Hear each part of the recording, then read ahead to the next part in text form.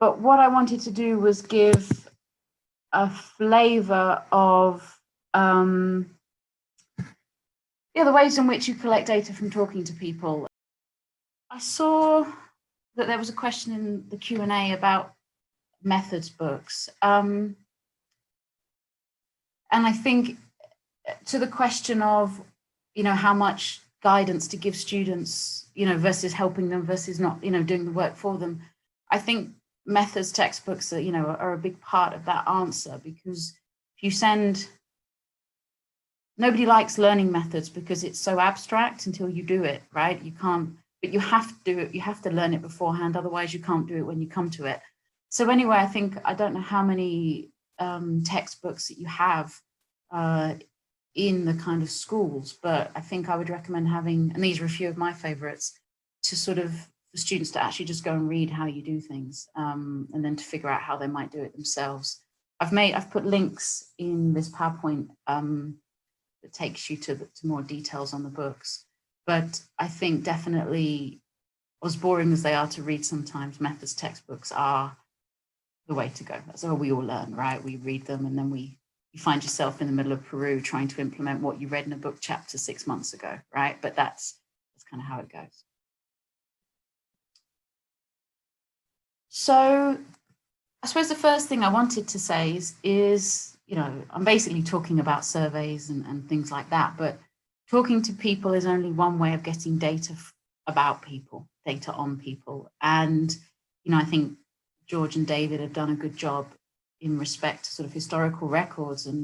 But, there's so many ways in which you can collect data on people that don't involve talking to people. And I think sometimes, at least our first years, forget that. And there are a lot of people who don't really want to talk to people, and they'd rather be hidden away in an archive or in a library, or, looking at photos or looking at pictures. And I think we should always bear that in mind, and that's as valid research and as interesting research as actually going out and doing interviews with people. Sometimes a bit more complicated to generate what's the data you generate from looking at, for example, a photo, but I think well worth bearing in mind, especially for students who really don't want to go out and chat to people. I, of course, are the opposite, and I love going out and chatting to people. And that's, it's from my experience, a lot of this comes. So even when we start thinking about, okay, we want data on people and we're going to talk to people to get those data, there are still a lot of ways in which you can collect data about people from people. They're listed here. So a kind of quantitative survey, that kind of tick box survey is one way to do it. Semi-structured interviews is where you have a chat with someone. Narrative interviews, I shouldn't go through all these because I haven't really got time. Narrative interviews are where you ask someone about a particular event, and you ask lots of people about a particular event, and you compare the way in which they saw that event happening, which sort of tells you about their underlying beliefs and things like that. We've got focus discussion groups that I'll talk about a bit today, oral histories for the historians, and photo elicitations, one where you ask participants to take a photo and then you ask them why they, for example, a significant area, or Kevin brought it up, say, for example, climate change adaptation, you'd say, okay, take a picture of a place that's meaningful to you because of climate change that's changing. Or, for example, what George just brought up about talking to older people about the climate. But then you can get more involved and get a little bit more anthropological, and, things like participant observation and ethnographies, where you're kind of taking part in something as well as observing it. Ethically a bit more complicated. But I think if you're in a non-contentious kind of setting, as long as you people are aware the research is going on, really interesting way to do research. And as we'll talk about later, allow students to actually really leverage the kind of experience they have from the own groups that they're part of. You're an expert and you're already part of the group, so you're well placed to write about it. And then I think where research is going now is that we don't want to be, this is probably a little bit too advanced, but maybe not. We don't want to be fly in, fly out, extract the data, publish on it, leave kind of people. So it's more about doing things in collaboration. So, you get your students to work with a community organization that needs some data on something, and the student helps them create that data. So it's co-produced. You don't think up a research question and apply it to somebody or some group or some community. You work together to think up a research question that then the student, the academic, helps the community answer, which is where research really should be going. So there's been some questions about remote research and about COVID, and I thought about changing this entire presentation to be about COVID, and then I thought better of it, I think, because I think better to introduce you to the ins and outs of the methods face-to-face to then be interpreted how you might do them over COVID. There's a history of remote data collection, survey research. It's not a new thing in that sense, is it? How many of us answer phone surveys, or those ones that come through the post, or after you've spoken to a customer service representative, you get a text message. Probably more quantitative, less qualitative, but we've all provided data by distance. We're always filling in online surveys, right? I think one of the challenges with kind of the COVID research, one is the qualitative, because you can't get such a bond with people through a computer screen. But I think the other is ethical considerations, because sometimes they're just not as obvious if the person's not in front of you. But as Kev, talked about, that you've got to protect people's well-being, and you've got to avoid deception. And, for example, if you were part of a Facebook group or WhatsApp group and you were collecting data through that, how do you make sure, for example, that it's informed consent, that people know what they're part of all the time online? So I think that's something to bear in mind. But Kev put the link up, and I think it's a really amazing list of fieldwork options remotely. This doing fieldwork in a pandemic list. The link is there that you'll get with the slides, and Kev put it in his presentation. Really good. I just suggest you go through there and read all the different potential ways in which you can make qualitative research remote. So I didn't put a timer on, so we're going to have to just hope that Kev shuts me up when I've spoken for too long. In this presentation, I'm going to go through 4 different ways of collecting data from people, and just try and give you sort of my high-level messages about what you need to think about if students want to sort of engage with these methods.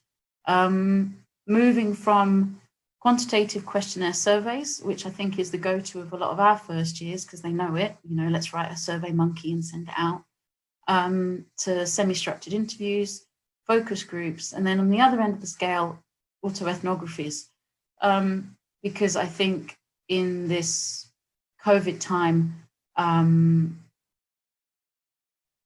getting students to, if people are still trapped in their houses and can't go out much, getting students to actually do an ethnography of the spaces around them might not be such a bad idea. So let's start with questionnaire surveys. So a survey, it's always one of my bugbears. The questionnaire is the instrument, the survey is the way you implement it, right? So you implement a questionnaire survey, and the questionnaire with the tick boxes is the piece of paper. The thing to remember here is it's quantity over quality. That's the whole point. It's quantitative, not qualitative. So you want high numbers of short surveys because the strength of these comes in the stats that you can do on them. Okay, so you want to try and avoid open answer questions. You want to close everything down into check boxes and options they can pick from, so that you just have numbers, that you come out with numbers. There's lots I could have talked about in terms of questionnaire design, how to write a good survey. But I think the thing to think about when you're implementing these with students is random sampling, right? So if you were doing a real questionnaire survey, you would do it, you would want the sample to be random, right? You would want to have a sampling frame, for example, maybe all postcodes in an area, you randomly pick postcodes, you randomly pick houses from those postcodes, and you randomly pick people from those households in order to have a representative sample. Now, in reality, students can't do that, or it would just, I think, take too much.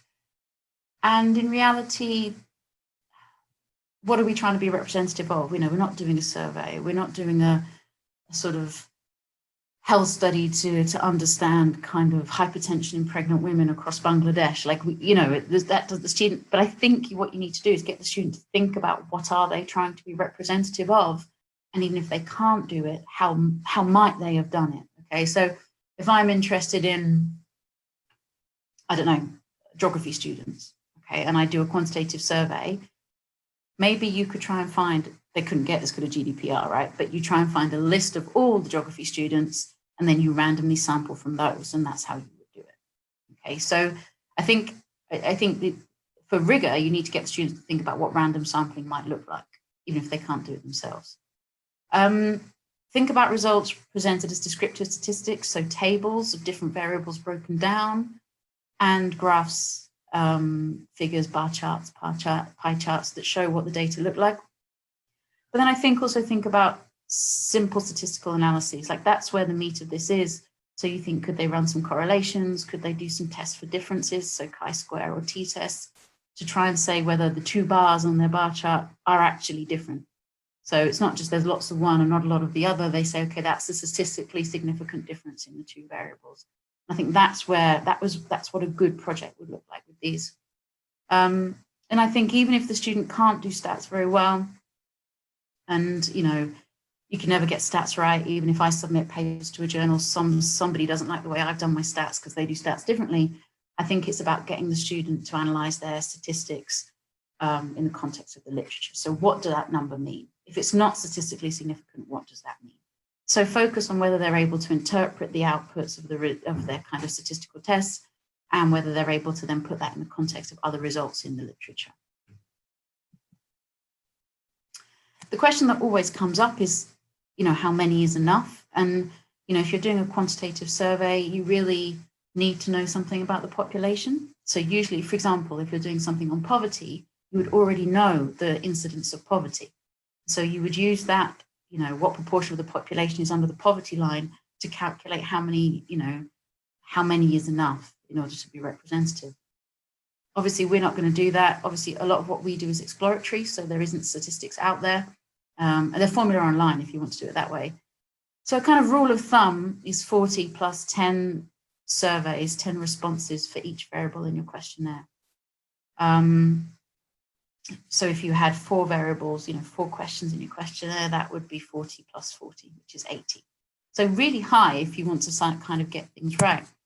Because what you're trying to do, and forgive me, I can't see your faces, I don't know how much of this is going over your heads, but if you're doing a quantitative survey and you're going to analyze that statistically, you want to have something in every box, which is what I'm trying to show here. So if you had, some variable that had a yes/no answer, some variable on job that had 3 potential answers, and you asked it to men and women of different age groups, you really want to make sure in each of those permutations that you have 5 cases. And that's why you need more and more responses, because otherwise you can't run statistics. If there isn't somebody with job 2 who answered yes, who's a woman aged 25 to 49, and they haven't got anything in that box, you can't run your statistics. So I think for students, it's normally just as many as they can do in the time, and as many as they can do to sort of run some reasonable statistics on it, which usually ends up, somewhere over 100, around 100. But they need to keep them short and sharp to get those numbers. Right, semi-structured interviews. So moving away from stats and quantitative, kind of a more qualitative version is that you have a conversation with somebody. You have 6 themes to cover. It's not like a tick box. You don't want this and this and this and this. You say, okay, look, I want to make sure I cover how they feel about the current, let's take the climate change one, how they feel about the weather now, how is the weather different when they were younger, worries about the future, priorities in life currently. I don't know if we're talking about climate change. And you kind of have these areas you want to cover, and then you kind of have prompts. So you say, well, what if they're not answering the right questions? What if they don't know what to say? And then you say, okay, well, has your grandchild ever? And you think of these things that you can prompt people with. I always say to my students, you know, when you meet a friend after a long time, for example, you know, certain things have happened in their life with their family or with their friends, or they've broken up with their boyfriend, but you don't, you know, you want to cover those three things, but you can't ask them directly. So, you know, in that conversation, that's what you want to get out. And so you prompt to move the conversation to get those answers. And it's the same thing with a semi-structured interview. A lot of students, though, try and micromanage it a bit too much and almost treat it like a quantitative questionnaire, you know, really, really detailed questions. But they have to kind of let go and be a bit more relaxed about it, which for many students is quite difficult. One thing I would say, which is why I've got this kind of confusing figure on the right, is that you do need, well, like with all research, you need a kind of framework for analysis. So, you know, what's the framework that they're bringing that allows them to think of the themes? Is it a feminist one? Is it about place attachment? Is it about governance? Is it about, so they need some, and this one here is about moral economy in some research I did in Bangladesh. So, you know, for example, in this one, I might ask about property rights. I might ask about migration. I might ask about seasonality. So I think you've got to think of semi-structured interviews coming with a kind of framework, because otherwise what are the students going to, how are they going to know what to ask, and how are they going to know how to analyze those data when they come out? One thing I would worry about is that with qualitative work, you don't have, I mean, students always write this, you know, I didn't have enough responses, or they weren't they were biased because, you know, I did snowball sampling. Or with qualitative research, you don't need objectivity. Subjectivity is the interesting part of qualitative research, and students should reflect on that and engage with that, rather than worrying about their research not being rigorous because they haven't got enough interviews, for example. I think one thing that students find a bit difficult when they're doing projects that are semi-structured interviews is whether they have enough time to transcribe all the interviews. So if you have 10 transcripts of 40 minutes, that's a lot to type up. Ideally, you would get transcripts and you would code the transcripts. But other options are that they can just listen to the transcripts and take notes at key parts. Or sometimes you can just take notes and students work from them. And what they try and do is, you know, if there's a really juicy quote, make sure they've written it down verbatim in their notebook. Our students are terrible at writing good notes. I've been in interviews with them on the field trips that Kev mentioned, and they're not scribbling down at the rate they should be, but note-taking is perfectly fine if people aren't comfortable being recorded. One thing to think about semi-structured interviews is that it's different if you're sort of interviewing Joe Bloggs on the street versus interviewing perhaps a CEO at a local company. And if you're interviewing sort of somebody who's in a higher power position than the students, we call that a key informant interview. And it's a bit different there because often when you're interviewing Joe Bloggs in the streets, the power rests with the interviewer. I mean, maybe this isn't true with students, I don't know, but still, you know, they're the scientist asking questions. Whereas if you are doing a key informant interview, the power lies with the policymaker or the kind of individual that you want to seek this kind of key information from. So I think here with semi-structured interviews is don't worry about being biased or being influenced by not being objective. Think about what to do with the transcripts and think about how, in terms of sort of, are you going to write them out? Are you going to just take notes? And think about what the student's going to analyze them for. So what's the framework? What are they going to be looking for in those transcripts so they don't just describe them? Now, focus groups. Focus groups are really interesting because people think they're an easy option and they're a really hard option. And people forget that what they are is you do want to study group interactions. That's why you hold a focus group. You don't hold a focus group to get lots of information from 6 different people at the same time. It's not win-win. What you're not studying the individual. What you're studying is how the individual interacts with others in the group to form a group opinion. And so if it were me, I would probably push my students away from this option. I try to, unless it's the only thing that they do and they're aware of the issues involved with organizing one. And if they're doing it to study the underlying interaction. So why do you do a focused discussion group? You do it to research the subjective reactions of group members to a stimulus put before them. what do you think about the nuclear power plant? What do you think about the hot Mayweather? What do you think about Dominic Cummings? And then you start to have, you have that kind of, what is it, forming, norming, storming, and I've forgotten it, those stages of group kind of cohesion. You come together, you argue, people dominate, other people are more quiet, you have to manage those interactions, but people change their opinions as other people say their opinions, and eventually you sort of come to some kind of group think or cohesion in the group in the way it responds to this idea. And that's what you're studying. That's what you're studying. You're not studying what every individual says, you're studying what the group comes to and how the group thinks about this. And I think if students understand that, and then that's fine. But I think don't try and steer them away from thinking about discussion groups as a way to collect data from 6 people at the same time. Because also, if you think about it, it's a very difficult thing to transcribe. You've got, 6 people talking over each other for an hour. How on earth do you untangle that audio recording, for example?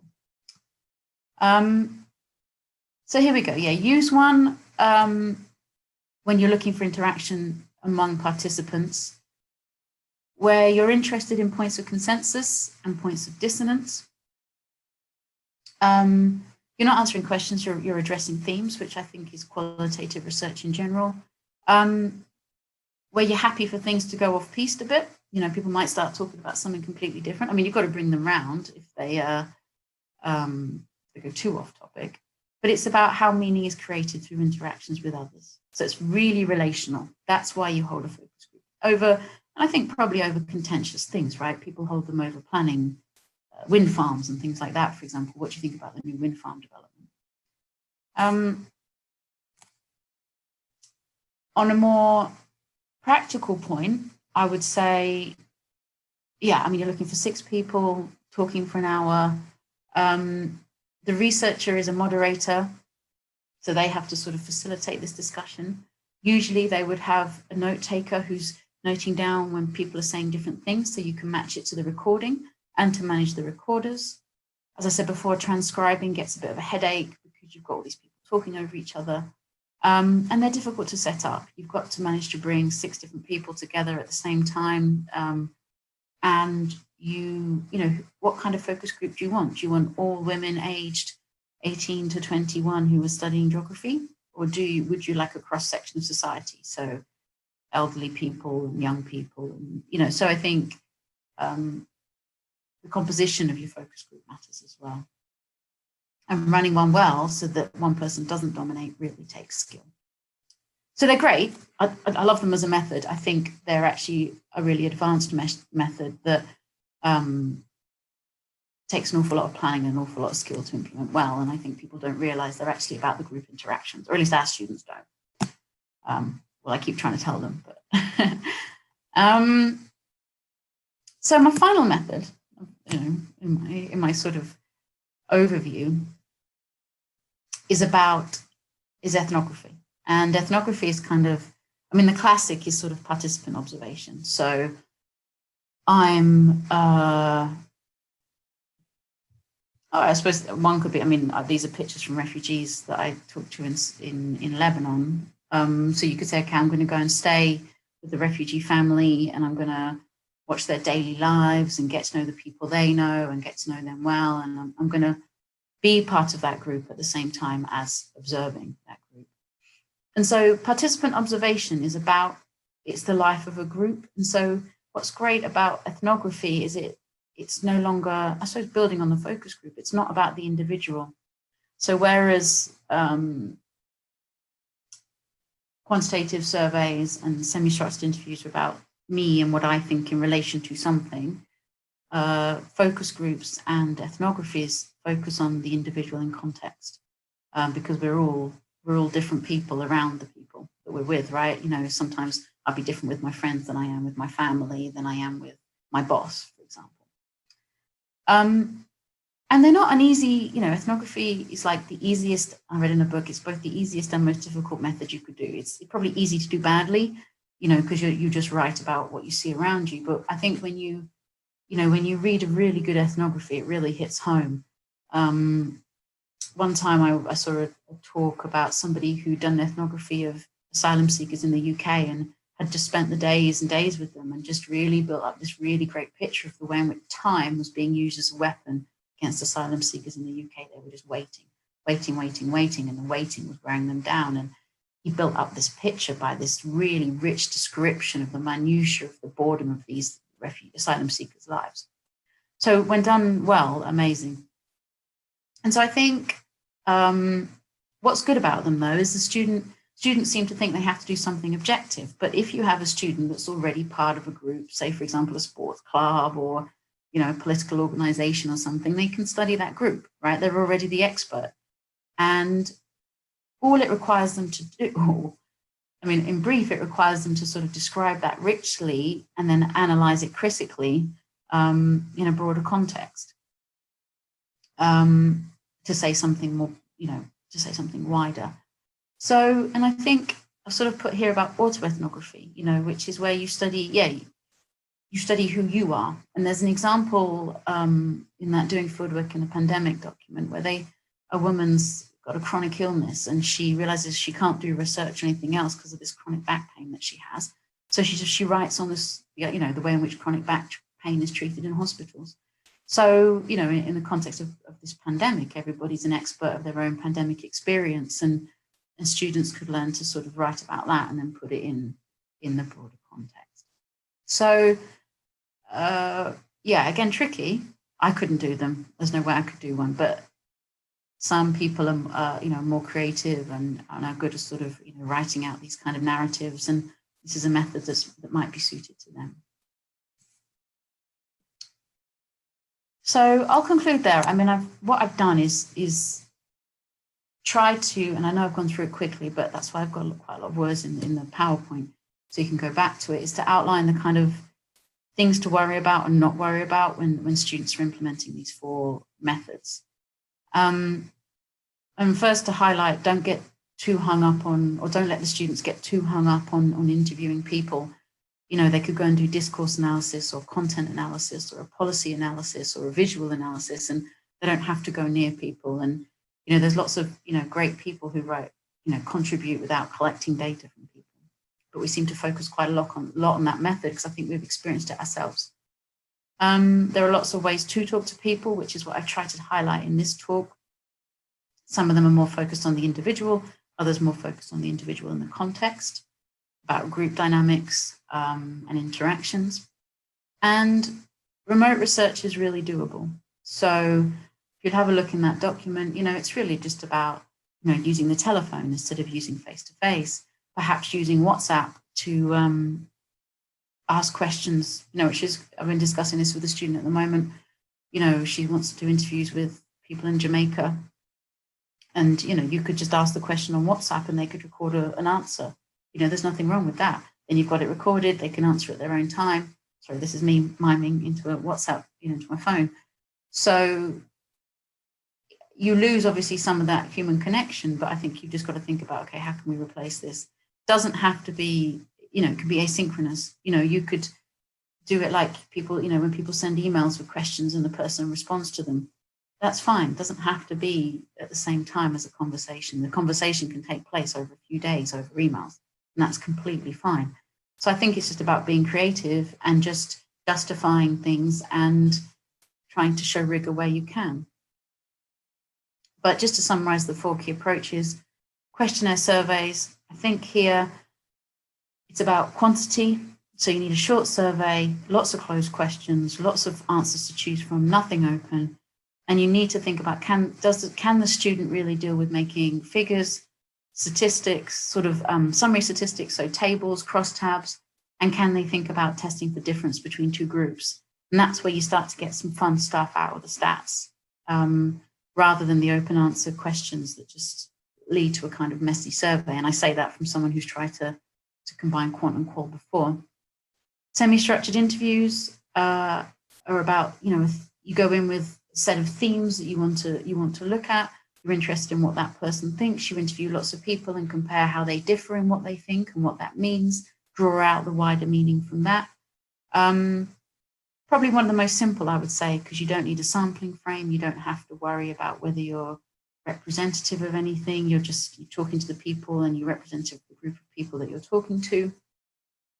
Obviously, you want to, if you're interested in